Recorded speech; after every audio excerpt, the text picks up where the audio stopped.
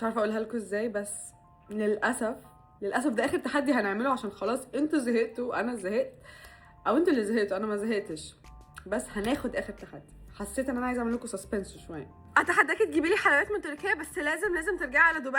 اكيد مش هعمل كده يا جماعه. يلا.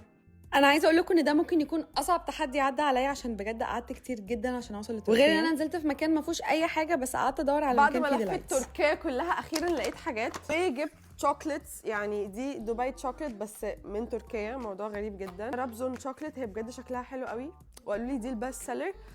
عشان تفتكروا التحدي انا لازم ارجع دبي عشان اسلم الحاجات. والفكره بقى ان انا لقيت ديلايتس كتير قوي في مطار اسطنبول، ما فجبت وصلنا حاجات كتير دبي قوي. واخيرا جبت الديلايتس لكريم. اتفضلي.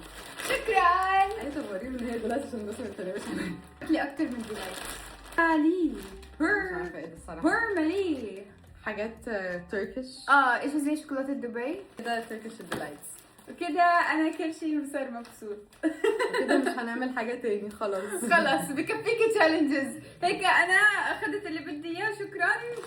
ان شاء الله توصلي 7 مليون. الصراحه مش عارفه اكمل في التحديات ولا انتوا زهقتوا؟ قولوا لي انتوا.